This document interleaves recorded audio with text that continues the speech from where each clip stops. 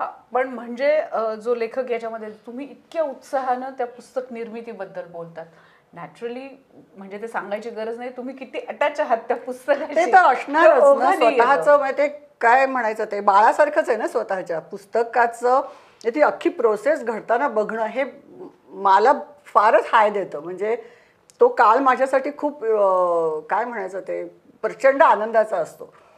आणि फक्त पुस्तकाच्याच बाबतीत नाही तर अक्षर हा आमचा दिवाळी अंक जो आहे दरवर्षी येतो, गेली 40-42 वर्ष आम्ही तो काढतोय. तर त्याच्यात सुद्धा मी आर्टिस्ट बरोबर बसून ते लेआउट करत असते. मला नुसतंच त्याला फोटो द्या आणि त्याला लेआउट करा असं मला नाही होत करायला. कारण मग नंतर ते बघितल्यावर मला वाटतं नाही नाही, हे इथे, हा फोटो इथे नको, अरे हा इथे घ्यायला पाहिजे.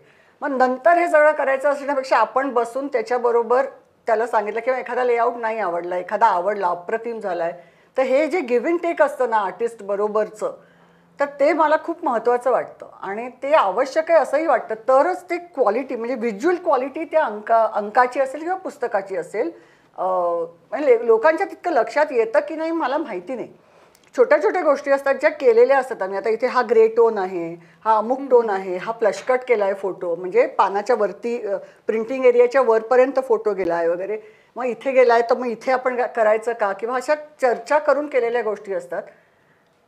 वाचकाला ते कळतंच असं नाही, पण निदान त्याचं परिणाम त्याला जाणवत असतो ना, की हे छान दिसतंय एवढं तर त्याला कळतं. एवढं किमान कळतं. एवढं किमान हे छान दिसतंय बघायला. आणि पुस्तक काय किंवा अंक काय तुम्ही घेता आणि ताबडतोब वाचायला सुरुवात नाही करत. तुम्ही तो आधी चाळता, पुस्तक सुद्धा चाळता, मग त्याच्या फोटोच्या खालच्या कॅप्शन्स कधीतरी आपण वाचतो, एखादा इंट्रो मोठा केलेला असतो तो वाचतो, म्हणजे आपल्याला अंदाज यावा काय काय आहे ह्याच्यात.